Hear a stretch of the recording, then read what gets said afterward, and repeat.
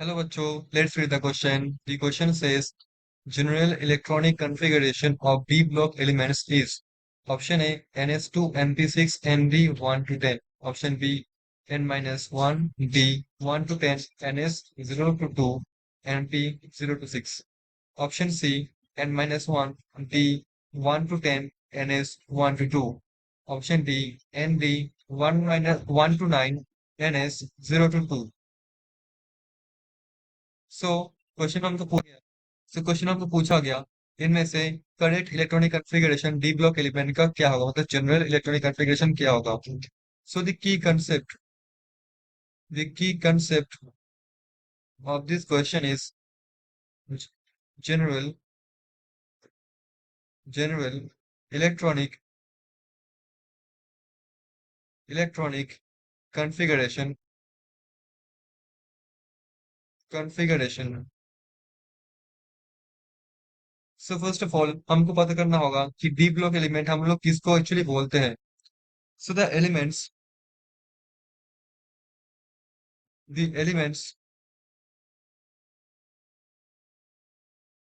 whose valence shell whose valence shell electron lies in the d orbital in the d orbital come under d block element, so those elements comes under d block element. तो जिसका क्या होगा balance shell हमारा कहाँ पे होगा D मतलब D orbital होगा. नॉर्मली अगर हम बात करें एग्जांपल के तौर में scandium titanium vanadium chromium manganese iron cobalt nickel copper zinc भी हमारा डी ब्लॉक एलिमेंट है. ठीक है. सो क्या एग्जैक्टली होता है इलेक्ट्रॉनिक कॉन्फ़िगरेशन में अगर देखूं तो जैसे कि इसमें होता है बैलेंस शेल अगर मैं कंसिडर करूँ तो क्या होगा 3D 4s2 3D 1 ऐसा होता है 3D 1 4s2 होता है. टाइटेनियम में क्या होता है टाइटेनियम में होता है 3D 2 4s2. वेनेडियम पे होता है 3D 2 सॉरी 3D 3. वेनेडियम पे होगा हमारा 3D 3 4s2. क्रोमियम पे होता है हमारा 3D 4 नो 3D 4 नहीं होता. क्रोमियम पे होता है 3D 5 4s1. मतलब एक्चुअली 4s5 पहले फिलअप होता है फिर 3D फिलअप होता है. मैग्नेस पे क्या होगा ये होगा 3D 5 4s2. आयरन पे क्या होगा आयरन पे होगा 3D 6 4s2. कोबाल्ट होगा 3D 7 4s2.